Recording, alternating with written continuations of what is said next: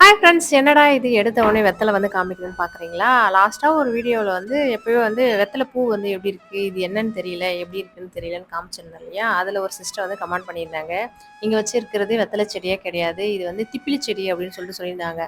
எனக்கு அவங்க சொன்ன பிறகு என்னடா இது திப்பிலி செடின்னு சொல்கிறாங்கன்னு சொல்லிட்டு போய் சர்ச் பண்ணி பார்த்தா, திப்பிலி செடி வேறு மாதிரி இருக்குது, வெத்தலை செடி வேறு மாதிரி இருக்குது. திப்பிலி செடியில் வாசனையே வராதான். என்னோட வெத்தலை செடியில் வந்து பார்த்தீங்கன்னா கம கமன வெத்தலை வாசனை வருது. அதுக்கப்புறம் தான் எனக்கே வந்து ஒரு மாரி ஆயிப்போச்சு. இன்னைக்கு செவ்வாய்க்கிழமைன்றதால ஈவினிங் ஒரு 6 மணிக்குள்ள வந்து வெத்தல வந்து பறிச்சு வச்சலான்றதுக்காக வெத்தல பறிச்சிருந்தேன். நல்லா பார்க்கறதுக்கே நல்லா கொழுந்து வெத்தல மாரி நல்லா சூப்பராவே இருந்தது. ஆ அப்பா ஹாஸ்பிட்டல்ல இருக்கிறதுனால பார்த்தீங்கன்னா, தொடர்ந்து வெத்தல தீபம் போட்டுக்கிட்டே தான் வந்தேன். ஹாஸ்பிட்டலுக்கு போனதால பார்த்தீங்கன்னா, அதுலேருந்து நான் நிறுத்திட்டேன். அதுக்கப்புறம் போன வாரம் தான் வந்து வெத்தல தீபமே போட்டிருந்தேன்.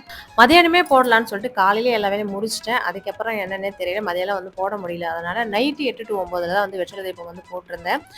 கந்த சஷ்டி விரதம் அடுத்த மாதம் 27ஆம் தேதி வருது. யாரெல்லாம் 48 நாள் விரதம் வந்து ஆரம்பிச்சிட்டீங்க அப்படின்றத சொல்லுங்க.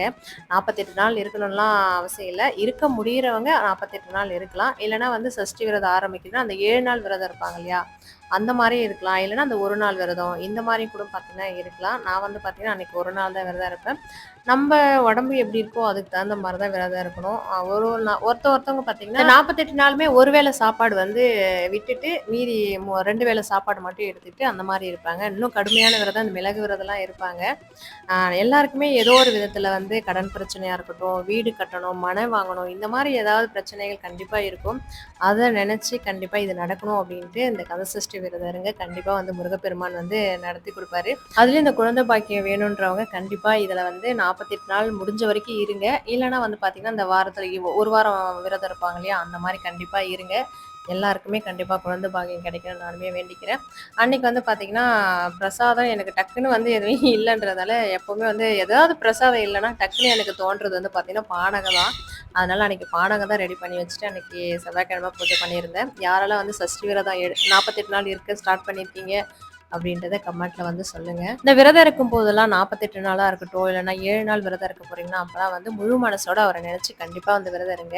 இந்த விரதம் இருப்போம். அந்த டைம்ல வந்து பார்த்தீங்கன்னா, அவங்க வந்து இவ்ளோ வசதியா இருக்காங்களே, அவ்ளோ வந்து நகை வச்சிருக்காங்களே, அந்த மாரி எண்ணங்களோட தயவு செய்து இருக்கவே இருக்காதீங்க. நல்ல எண்ணத்தோட யார் நம்மள வந்து நல்லா இருக்கக்கூடாதுன்னு நெனைக்கிறவங்க கூட நல்லா இருக்கட்டும் அப்படின்ற மாரி ஒரு எண்ணத்தோட வந்து கண்டிப்பா இருங்க. கண்டிப்பா வந்து கடவுள் நமக்கு நல்லதே வந்து செய்வாரு. இந்த சஷ்டி விரதம் இருக்கிற எல்லாரோட வேண்டுதலும் கண்டிப்பா நிறைவேறணும்னு நானுமே வந்து வேண்டிக்கிறேன். அன்னைக்கு வந்து வெற்றிலை தீபம் வந்து சிறப்பா வந்து போட்டு முடிச்சாச்சு. இன்னைக்கு நம்ம ஃபேமிலில ஜெயந்தி ஐடில இருந்து அவங்க கணவருக்கு சோமுக்கு வந்து பிறந்த நாள்னு சொல்லி விஷ் பண்ண சொல்லியிருந்தாங்க. இனிய பிறந்த நாள் வாழ்த்துக்கள் பிரதர். எப்போ ரொம்ப சந்தோஷமா ஹாப்பியா இருக்கணும்.